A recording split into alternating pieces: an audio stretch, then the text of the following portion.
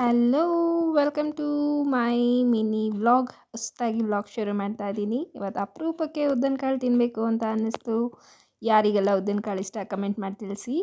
ಇವತ್ತು Wednesday morning ಎದ್ದಿದ್ದು ಸ್ವಲ್ಪ late ಆಯಿತು.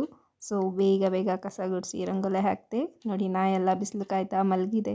ಸೊ ನಾನು ಅದನ್ನು ನೋಡ್ಕೊಂಡು ಹಾಗೆ ಒಳಗೆ ಬಂದು ಬಿಸಿನೀರು ಕಾಯಿಸೋಣ ಅಂತ ಬಿಸಿನೀರು ಕಾಯಿಸ್ತಾ ಇದ್ದೀನಿ. ಟೈಮ್ ಬೇರೆ ಓಡ್ತಾ ಇದೆ, ಟಿಫನ್ ಬೇರೆ ರೆಡಿ ಮಾಡಬೇಕು, ಬಟ್ ಟೈಮ್ ಇಲ್ಲ.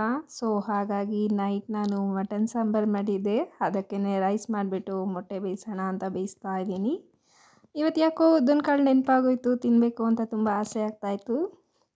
ಸೊ ಹಾಗಾಗಿ ನಾನು ನಮ್ಮ ಯಜಮಾನ್ರನ್ನ ಕೇಳಿದೆ. ಅವರು ಕೂಡ ನನಗಿಷ್ಟ, ನಾನು ತಿಂತೀನಿ ಅಂತ ಅಂದರು. ಸೊ ಸಿಕ್ಕಿದ್ದೆ ಚಾನ್ಸು, ಮನೆಯವ್ರಿಗೆಲ್ಲ ಉದ್ದಿನಕಾಳು ಮಾಡಿ ನಾನು ಕೂಡ ತಿಂದೆ.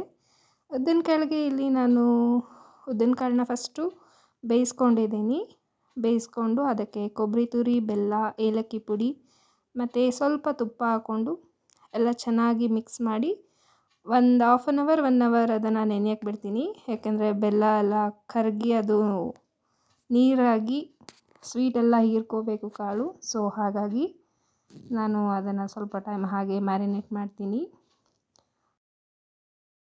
ಸಣ್ಣವರಿರುವಾಗ ಅಮ್ಮಂದಿರು ಮಾಡಿಕೊಡ್ತಾರೆ, ಬಟ್ ಆಗ ತಿನ್ನೋಕ್ಕೆ ನಾವು ತುಂಬ ಅಳ್ತಾ ಇರ್ತೀವಿ. ತಿನ್ನೋಕ್ಕಾಗ್ದೇ ಅಮ್ಮಂಗೆ ಗೊತ್ತಾಗ್ದೇ ಅಲ್ಲಿ ಇಲ್ಲಿ ಚೆಲ್ತಾ ಇರ್ತೀವಿ. ನಾನು ಕೂಡ ಈ ಚೇಷ್ಟೆ ಮಾಡಿದ್ದೀನಿ. ಬಟ್ ಇವತ್ತು ನೋಡಿ ನನಗೆ ತಿನ್ನಬೇಕು ಅಂತ ಆಸೆ ಆಗ್ತಾಯಿದೆ. ಇವತ್ತು ನಾನೇ ತಿನ್ನೋ ಪರಿಸ್ಥಿತಿ.